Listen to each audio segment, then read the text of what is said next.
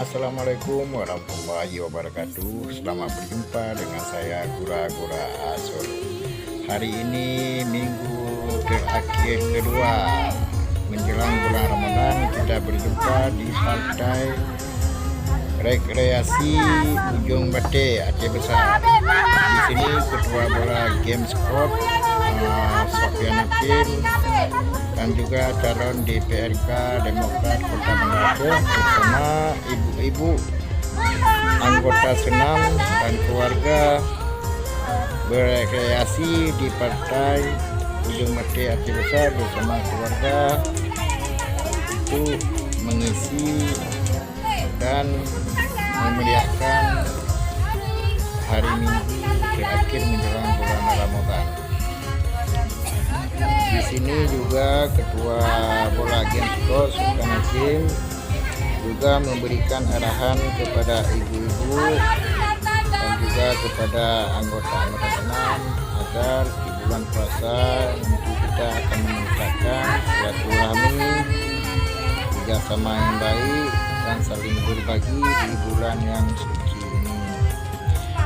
Di pantai Ujung Bate ini juga Sofyan Hakim juga mengadakan permainan yang sangat lucu dan bagus, yaitu permainan pertanyaan-pertanyaan yang bagus tentang Islami dan tentang nasional juga. Apa singkatan dari? Semoga silaturahmi dan kedekatan kita kepada masyarakat bersama dan khususnya Desa Reko agar selalu dijaga antar dusun dan antar desa kita yang kita cintai ini. Dan terima kasih kepada saudara-saudara yang telah ikut bersama-sama dalam berekreasi menjelang minggu terakhir menyambut bulan Ramadan. Semoga diberkahi oleh Allah Subhanahu wa taala. Dan juga Sofyan Hakim di sini memberikan beberapa hadiah untuk peserta ikut lomba. Perlombaan langsung dipimpin oleh ibu anggota senam. Terima kasih kepada saudara-saudara semua yang hadir dan juga yang mendukung akan kesuksesan di hari Minggu ini. Semoga bermanfaat dan membawa berkah kita semua. Amin ya rabbal alamin. Saya juga mohon diri, salam dari Gura-Gura Asur. Sampai ketemu.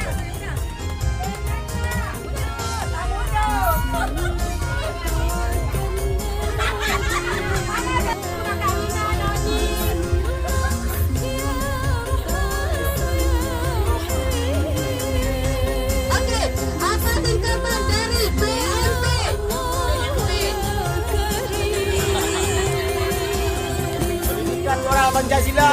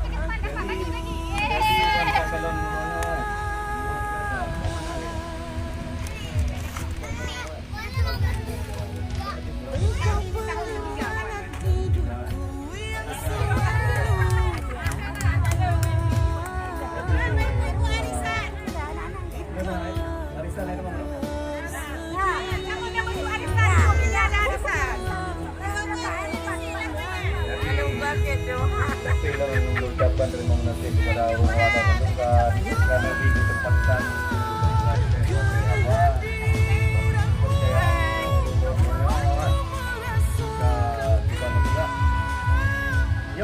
mana dalam sebelum ini mana lagi ya terdapat